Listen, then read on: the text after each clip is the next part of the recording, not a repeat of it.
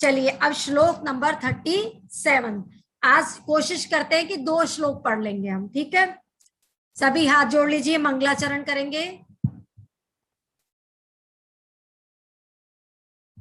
वैभव जैसा आपका न अन्य कहीं देखा, वैभव जैसा आपका न अन्य कहीं देखा, उपदेश जैसा आपका कहीं और न था, उपदेश जैसा आपका कहीं और नहीं देखा।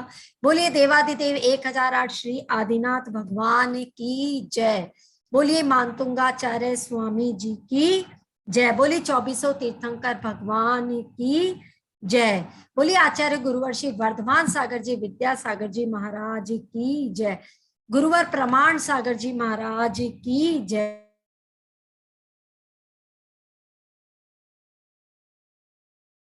मम गुरु धैर्य सागर जी महाराज की जय। और एक प्रणाम मेरे माता पिता को, जिन्होंने मुझे इस धर्म पथ पर आगे बढ़ने के लिए प्रेरित किया। और आप सभी आए हुए साथियों का बहुत बहुत अभिनंदन और वंदन। जो श्लोक नंबर 37 है, श्लोक नंबर 37 में भी जो बात कही गई है, यह बात पिछले श्लोकों में भी आ चुकी है और उसी से मिलती जुलती ये बात है। तो हम पहले देखते हैं श्लोक नंबर 37। सभी अपनी अपनी जिनवाणी में निकाल लीजिए। हाँ,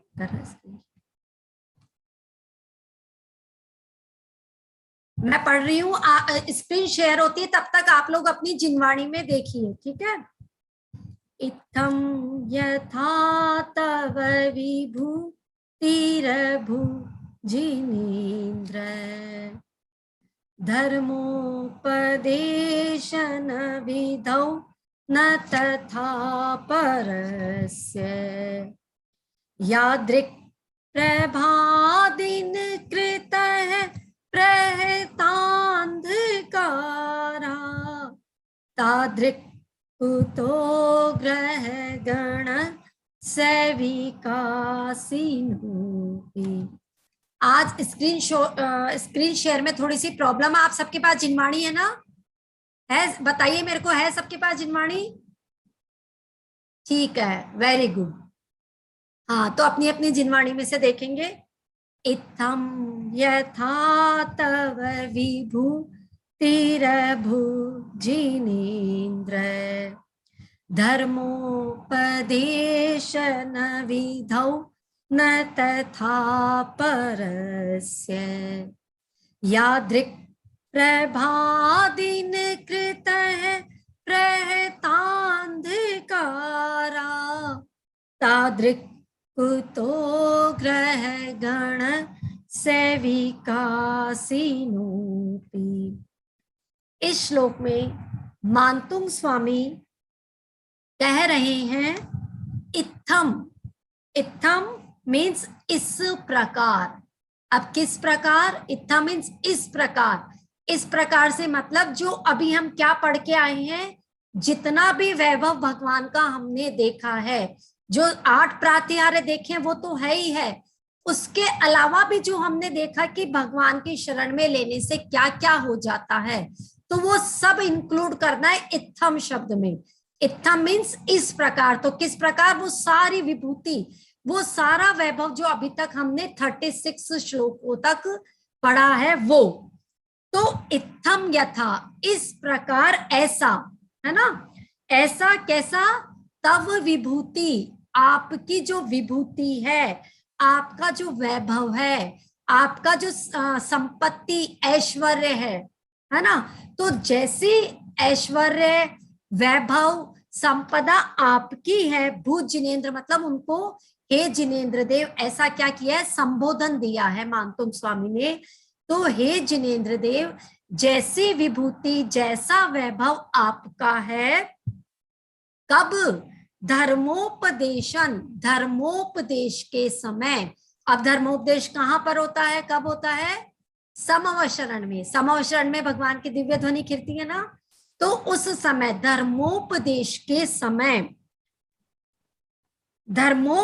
के समय जैसी विभूति हे जिनेन्द्र देव आपकी है, विधौ न तथा परस्य, यानी अन्य किसी भी देव की वैसी नहीं है। क्या कह रहे हैं? जैसी विभूति हे प्रभु आपकी है धर्मोपदेश के समय, ऐसी विभूति और अन्य कहीं भी, परस्य मीन्स अन्य और कहीं पर भी नहीं है। अब अन्य और कहीं का क्या मतलब है? यहाँ पे अन्य और कहीं का मतलब होता है जो अन्य, चाहे आप कुछ भी मतलब लगा लीजिए, अन्य जो रागी द्वेषी देवता है ना, जो भी राग से पूरित है, जिन्होंने अपने पास में किसी भी प्रकार का कोई भी क्या कर रखा है, परिग्रह कर रखा है, तो ऐसे देवताओं को कह रहे हैं कि ऐसी विभूति हमें वहां देखने को नहीं मिलती है, क्योंकि ये जो विभूति है खुद की भगवान की नहीं है, अन्य देवता लोग आकर के वहां पे ये जो सारा ऐश्वर्य है वो प्रकट कर रहे हैं। तो मानतुंग स्वामी उसमें लीन है भक्ति में, और क्या कह रहे हैं कि हे प्रभु, हे जिनेन्द्र देव, जैसी विभूति आपकी है, जैसा ऐश्वर्य आपका है, वैसा अन्यत्र हमें और कहीं भी किसी की भी धर्म सभा में धर्मोपदेश के समय में देखने को नहीं मिलता है। आया सबको समझ में? चलिए, तो अब क्या एग्जाम्पल दे रहे हैं, कैसे समझा रहे हैं वो मानतुंग स्वामी अपनी बात को? वो आगे की 2 लाइनों में क्या कह रहे हैं? यादृक, यादृक मीन्स जैसी, प्रभा, प्रभा मतलब आभा, जैसी प्रभा दिन कृत है, दिन कृत यानी दिन करने वाला है, दिनकर सूर्य, तो जैसी प्रभा सूर्य की है, बताया है क्या करता है वो? प्रहत अंधकारा, प्रहत, प्रहत मतलब नष्ट करता है, और अंधकारा मीन्स अंधकार को। तो क्या कह रहे हैं? हे प्रभु, जैसी आभा किसमें है? सूर्य में है, और क्यों? क्योंकि वह क्या करता है? सारे अंधकार को उसकी एक किरण मात्र एक क्षण में खत्म कर देती है, इतनी ताकत है सूर्य में। तो अगली लाइन में क्या कह रहे हैं? तादृक कुतो यानी वैसी, तादृक मतलब वैसी, कुतो मीन्स कहाँ, ग्रह गणस्य, ग्रह गणस्य मीन्स जो तारा आदि का समूह जो है, जो अन्य नक्षत्र, ताराओं जैसे जो अन्य नक्षत्र जो कि चमकते तो हैं, लेकिन उनमें कैसी आभा नहीं है? सूरज की जैसी आभा नहीं है। विकासिनोपि यानी मतलब उनमें चमक है, वो चमकते तो हैं, लेकिन फिर भी उनमें कैसी आभा नहीं है? सूरज की आभा, सूरज की जैसी आभा नहीं है, जो कि दिन का, जो कि काले रात्रि के अंधकार को एक क्षण में खत्म कर दे। तो उन्होंने किसको किससे कंपैरिजन किया? मानतुंग स्वामी ने बताया कि जो आदिनाथ भगवान है उसका कंपैरिजन किया है सूरज से, कि हे प्रभु आप क्या हो? उस दिव्य तेजोमयी सूर्य के समान हो, जो क्या करता है? एक क्षण में क्या है? रात्रि का काला अंधकार है। अब हमारे अंदर कौन से अंधकार है? जो भी मिथ्यात्व रूपी अंधकार है, जिनको हमने मिथ्यात्व को अभी भी बैठा रखा है। कई लोग है ना, हम में से अभी भी कुदेव, कुशास कुदेव की पूजा करते हैं, तो वो जो अंधकार हमने बिठा रखा है, अगर आदिनाथ भगवान की पूजा करते हैं तो उनकी शरण में जाने से जो मिथ्यात्व रूपी अंधेरा है वो हमारा खत्म हो जाता है। और अन्य देवी देवता जो भी रागी द्वेषी देवी देवता हैं, उनमें इतनी ताकत नहीं है कि वो हमारे में सम्यक्त्व को जगा सके। तो रागी द्वेषी देवताओं को किससे कंपेयर किया है? जो तारा मंडल है ना, जो तारा मंडल जैसे अन्य और नक्षत्र जो चमकते तो जरूर हैं, चमकते हैं, कांति, लेकिन इतनी कांति नहीं है कि वो रात्रि के अंधकार को नष्ट कर सके। तो वैसे ही अन्य रागी देवी देवताओं में इतना उनका महात्म्य नहीं है कि वो हमारे अंदर बैठे हुए अंधकार को खत्म कर सके, हमें कषायों से मुक्त कर सके, हमें परिग्रह से मुक्त कर सके। क्यों? क्योंकि वो जब खुद ही रागी द्वेषी देवता है, उनके पास स्त्री है, उनके पास में श्रृंगार है, उनके पास में कपड़े हैं, उनके पास बच्चे हैं, शस्त्र है, तो ऐसी रागी देवी देवता जो स्वयं इन चीजों से ग्रसित है, तो वो कैसे हमें इन चीजों से मुक्त कर पाएंगे? यानी कभी भी नहीं कर पाएंगे। एक बार वापस इसका शॉर्ट में अर्थ देख लीजिए कि श्लोक का क्या अर्थ है, विशेष अर्थ हमने क्या लगाया। तो इस श्लोक का शॉर्ट में जो अर्थ है वो क्या है? हे जिनेंद्र देव, जब धर्म सभा लग रही है, समवशरण लग रहा है, तो उस समय जैसी विभूति आपकी है वैसी विभूति अन्य देवी देवताओं में कहीं पर भी देखने को नहीं मिलती। और इसको किस एग्जाम्पल से समझाया कि जैसे सूरज है, उसकी एक किरण क्या करती है? रात्रि के घोर अंधकार को खत्म कर देती है। ऐसी शक्ति अन्य किसी भी तारा मंडल के जो समूह हैं, जिनमें चमकने की दमकने की शक्ति तो है, पर इतनी शक्ति नहीं है कि वो रात्रि के काले अंधकार को खत्म कर सके। तो हमने जो विशेष अर्थ निकाला वो क्या निकाला कि अगर हमें हमारे अंदर से जो मिथ्यात्व रूपी रोग बैठा है, अंधेरा बैठा है, अगर हमें उसको खत्म करना है तो हमें किसकी धर्म सभा में जाना पड़ेगा? जो स्वयं वीतरागी है, जिसके पास तिल तुष मात्र भी क्या नहीं है, परिग्रह नहीं है, उनके पास हमें जाना पड़ेगा, उनकी शरण लेनी पड़ेगी। तब हमारे अंदर बैठे हुए जो अंधकार है, पाप रूपी अंधकार है, मिथ्यात्व रूपी अंधकार है, उनसे तभी हम क्या हो सकेंगे? मुक्त हो सकेंगे। तो इस श्लोक का पाठ हमें कब करना चाहिए? जैसे कोई क्रूर व्यक्ति है और कोई जिसको होता ना कि जिसको व्यक्ति अच्छा है लेकिन कभी उसका वाणी पे कंट्रोल नहीं है, जो अच्छे शब्द नहीं बोलता है, तो उसको अगर कंट्रोल में करना है, वाणी मधुर करनी है, जो गलत सलत शब्दों का यूज करता है, तो उससे छुड़ाने के लिए श्लोक नंबर 37 का पाठ हमें करना चाहिए। और पीले रंग के कपड़े पहन करके अगर करो इस श्लोक का पाठ तो और भी इसके अच्छे इफेक्ट्स आते हैं। तो इस श्लोक से हमें क्या शिक्षा लेनी चाहिए कि हमें मिथ्यात्व को छोड़ करके और किसकी तरफ जाना चाहिए? देव शास्त्र गुरु की शरण में जाना चाहिए। तो क्योंकि ये श्लोक का मीनिंग पहले भी ऐसा श्लोक पढ़ चुके हैं हम, इसलिए आज मैंने इसको शॉर्ट में कराया। और इसका क्योंकि मैं स्क्रीन शेयर नहीं कर पा रही हूँ तो फिर इसका रिद्धि कल बता दूंगी मैं आपको, ठीक है? वो अभी फिर पढ़ने में मुश्किल होगा थोड़ा सा, ठीक है? चलिए अब निकाल लीजिए श्लोक नंबर 38। श्लोक नंबर 38।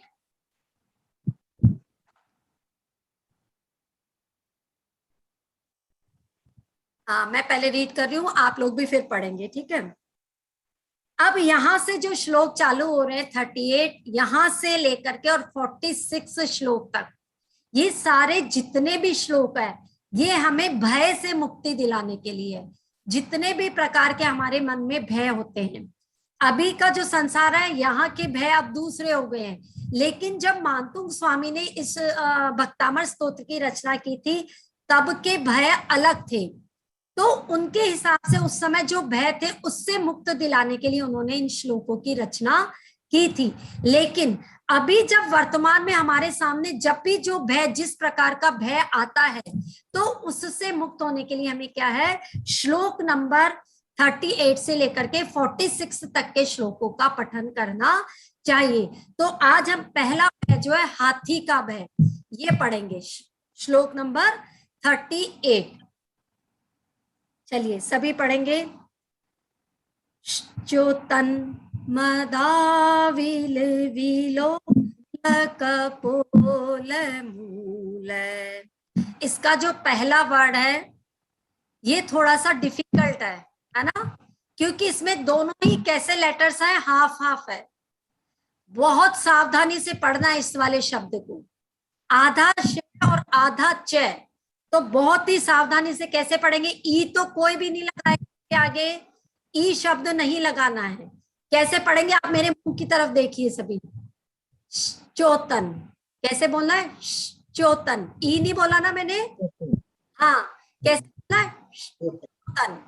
श भी आना चाहिए, आधा च भी आना चाहिए, ठीक है। अभी मैं आपसे प्रोनाउंसिएशन करवा के फिर देखूंगी। चोतन मदाविल विलो लकोल मूल मत्तत् भ्रमत् भ्रमरनाद विवृद्ध कोपम् ऐरावतामिभमुद्दति मापतन्तम् दृष्ट्वा भयं भवति नो भवेदाश्रितानाम्। आया सबको समझ में? एक बार फिर से पढ़ूं? क्या आ गया सबको समझ में? रश्मि भाभी जी माइक अनम्यूट कीजिए। आ गया सबको? समझ में आया प्रोनाउंसिएशन? ठीक है, तो मैं आ गया। ठीक है, मैं वापस नहीं जय जिनेन्द्र सीमा जी, वापस से करो, नहीं वापस से पढ़ो एक बार। चलो ठीक है, फिर पढ़ देती हूँ, पढ़ देती हूँ। हाँ, सभी सुनो, ध्यान से सुनेंगे सभी, ठीक है। जो तन्मदाविलोल कपोल मत्तत् भ्रमरनाद विवृद्ध कोपम् ऐरावताभमिभमुद्दतमापतन्तम् दृष्ट्वा भयं भवति नो भवेदाश्रितानाम्। इस श्लोक में मानतुंग स्वामी किसी चमत्कार का वर्णन नहीं कर रहे हैं। इसको आप चमत्कार मत समझना कि ये ऐसा चमत्कार है। ये चमत्कार नहीं, सहजता है। पहले हम समझ लेते हैं कि क्या कहा है, फिर बताती हूँ कि ये बात सहज क्यों नहीं है। पहले की जो 2 लाइनें हैं उसमें मानतुंग स्वामी ने हाथी का वर्णन किया है कि कैसा हाथी है जो हमारे सामने आ जाए तब भी हमें डर नहीं लगेगा। तो पहले की 2 लाइनों में हाथी का वर्णन है। क्या कह रहे हैं? चोतन। चोतन मतलब झरते हुए, झर रहा है, बह रहा है। क्या बह रहा है? मद।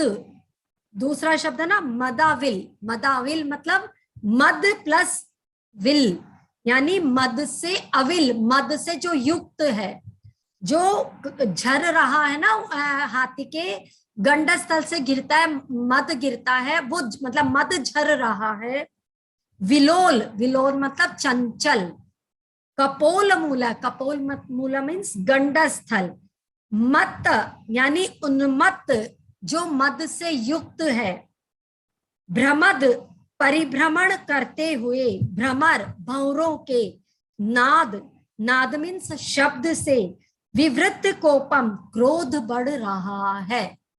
क्या उन्होंने वर्णन किया है मानतुंग स्वामी ने? जैसे कि क्या है, हाथी है और हाथी में क्या होता है, जब मद बढ़ जाता ना, उसका अंदर की मद, आप कह सकते हो काम विकार जैसे उसका बढ़ गया, बहुत अंदर से मद आ गया उसको बहुत ज्यादा। हाथी 2 चीजों का प्रतीक माना गया है, एक तो मद का और एक काम का। इन 2 चीजों का प्रतीक है हाथी। तो वो जब इनसे युक्त हो जाता है हाथी, तो उसका जो ये पोर्शन होता है ना, आंख के नीचे से लेके ये जो गाल वाला पोर्शन है, ये इसको बोलता है गंडस्थल। तो उस गंडस्थल या आप कह लीजिए कपोल से उसके क्या झर रहा है? मद झर रहा है, या आप कह दीजिए एक लिक्विड है जो बह रहा है वहां पर। तो उसके बहने से, वो जो झर रहा है, उसके झरने से क्या होता है, उसमें इतनी गंध होती है कि भंवरे फूलों को छोड़ करके और हाथी के उस मद के पास में आ जाते हैं। वो जो लिक्विड आ रहा है ना बाहर, उसके पास में आते हैं और आके चारों तरफ उसके चक्कर लगाने लग जाते हैं। हाथी के गंडस्थल के पास में चक्कर लगाने लग जाते हैं। तो वो जो चक्कर लगाते हैं, तो वो क्या करते हैं भंवरे, बहुत मतलब नाद करते हैं ना, शब्द करते हैं, भंवरे की आवाज आप सभी को ही पता है। तो भंवरे मिन मिन मिन मिन की जो भी आवाज निकालते हैं, तो उससे वो हाथी क्या होता है, और ज्यादा क्रोधित हो जाता है, उसको बहुत गुस्सा आने लगता है उनकी आवाज सुन करके।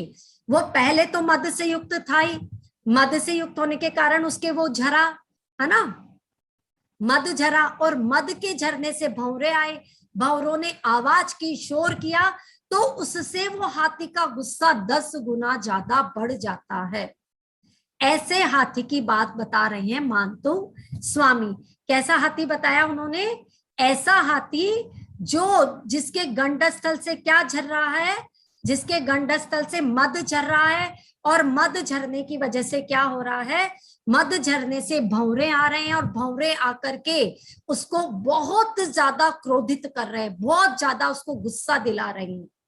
और ऐसा हाथी तो ठीक है, और ऐसा हाथी भी सामान्य हाथी नहीं है। अब आगे और क्या विशेषता उसकी, आगे की लाइनों में देखते हैं।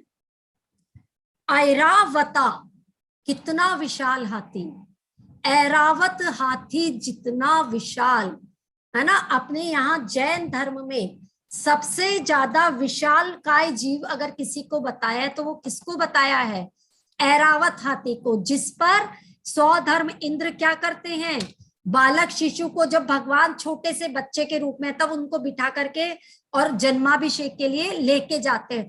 तो इतना विशालकाय हाथी जिसकी 10-10 सूंड है, इतना विशालकाय हाथी है, और वो क्या हो जाता है, ऐरावत हाथी के समान विशाल, आपतंतम, सामने से आ रहा है, उद्दतम, अभिमानी, अभिमान यानी मद में चूर होकर के, दृष्टवा, देख करके, भवदाश्रिता नाम, आपके आश्रितों को, भयम, भय, नो नहीं भवती, लगता, भय नहीं लगता है। क्या कह रहे हैं मानतुंग स्वामी, इतना विशालकाय हाथी कि उसके गंडस्थल से मद झर रहा है, और भंवरे वहां पर आकर के उसको और ज्यादा गुस्सा दिला रहे हैं, वो भंवरे भिन भिन कर रहे हैं, उसको बहुत ज्यादा गुस्सा, और वो क्रोधित होकर के और किसकी तरफ बढ़ रहा है, जिन्होंने आदिनाथ भगवान की शरण ली है, जो आदिनाथ भगवान का शिष्य है। अगर ऐसे शिष्य की तरफ इतना विशालकाय हाथी आक्रमण करने के लिए आ रहा है, तब भी, उस कंडीशन में भी क्या, दृष्टवा भयम भवति नो भवदाश्रिता नाम, उसको फिर भी रंच मात्र भी भय नहीं लगता है, वो निडर हो जाता है। क्यों, क्योंकि उसने अपने दिल में आदिनाथ भगवान की छवि को विराजमान कर लिया है ना। अब ये कोई आश्चर्य वाली बात नहीं है, हम सोचे कि है ना, अच्छा ये इसका मतलब चमत्कार है, ये तो चमत्कार नहीं है। ये मैंने आपको बताया था कि जो भी व्यक्ति, चाहे भक्तामर स्तोत्र है या अन्य जो भी स्तोत्र है, जब हम इसका पाठ करते हैं, तो पाठ करने से हमारी विशुद्धि इतनी ज्यादा बढ़ जाती है, हमारा आभा मंडल इतना विशुद्ध हो जाता है कि उस विशुद्धता का प्रभाव किस पे पड़ता है, सामने वाले व्यक्ति पे भी पड़ता है, और वह अपनी क्रूरता छोड़ देता है, वह आक्रमण के स्वभाव को छोड़ देता है, और वह आकर के हमारे समक्ष नतमस्तक हो जाता है। हमारे समक्ष का मतलब जो आदिनाथ भगवान की स्तुति करता है उसके सामने, और वह व्यक्ति क्या हो जाता है, भय से मुक्त हो जाता है, उसको बिल्कुल भी डर नहीं लगता है। तो भय से मुक्त कराने वाला है श्लोक नंबर 38। अब देखिए, हाथी को हम इसको अगर अन्य अर्थ इस श्लोक का लेते हैं, तो हाथी को काल का भी प्रतीक बताया है, और हाथी को अहंकार और काम का भी प्रतीक बताया है। तो अगर आपने देखा होगा, काल चित्र बहुत सारे मंदिरों में नहीं लगा हुआ होता है, सबने देखा होगा कि एक हाथी खड़ा है, एक पेड़ बना हुआ है और उसको कोई काट रहा है, तो हाथी को काल का प्रतीक बताया है। तो हम क्या कर सकते हैं, जब हम इस श्लोक का पाठ करते हैं या भक्तामर का पाठ करते हैं, तो हम किस किस पर विजय प्राप्त कर सकते हैं, मद पे, काम पे, इन पे हम विजय प्राप्त कर सकते हैं। और अगर हाथी जैसा विकराल काल भी अगर हमारे सामने आ जाए तो भी उससे हम नहीं डरते हैं। अब ये कैसे संभव है? तो मैं इसकी आपको एक छोटी सी स्टोरी बताती हूँ, वैसे तो शायद सबने सुनी भी होगी। टोडरमल जी, पंडित टोडरमल जी का नाम आप सबने सुना होगा, है ना। पंडित टोडरमल जी जैसा तत्व ज्ञानी, और वो भी कहाँ के थे? जयपुर के। इतने तत्व ज्ञानी थे टोडरमल जी कि एक बार राजा ने किसी के बहकावे में आकर के किसी ने उनको टोडरमल जी के खिलाफ भड़का दिया। तो जब भड़का दिया तो बोला कि टोडरमल जी को आप तुरंत खत्म करवा दो, ये अच्छे व्यक्ति नहीं है, ये गंदी मतलब कि गलत तत्व को दुनिया में फैला रहे, ऐसा बोल दिया। तो राजा तो कान के कच्चे थे ही, तो उन्होंने क्या किया, उन्होंने आदेश दे दिया कि टोडरमल जी को क्या कर दो, हाथी को सामने लाके और उन्हें कुचलवा दो। अब क्योंकि राजा तो राजा थे ही, उनकी आज्ञा का पालन होना भी था। लेकिन जो टोडरमल जी थे, टोडरमल जी ने अपने प्रभु पे श्रद्धा रखते हुए उन्होंने कहा कि मैं क्या हूं, मैं अजर अमर हूं, मेरी आत्मा अजर अमर है, मुझे कोई नहीं मार सकता, मुझे कोई नहीं छू सकता। और उन्होंने जो भगवान के उपदेश थे, आदिनाथ भगवान के जो उपदेश थे, केवल भगवान को मानना ही थोड़ी होता, जो भगवान ने प्रतिपादित किए उपदेश एक्चुअली मानना तो हमें उनको ही है ना। परिपालना तो हमें भगवान के उपदेशों की करनी है ना। तो उन्होंने कहा मैं भगवान के साथ साथ उनके तत्वों को अच्छी तरह समझता हूं, और मुझे पता है मेरी आत्मा क्या है, अजर अमर है, और इसे ना कोई मार सकता है और न ही इसको कोई छू सकता है। अगर हाथी आ जाए तो आ जाए, मैं उससे नहीं डरता।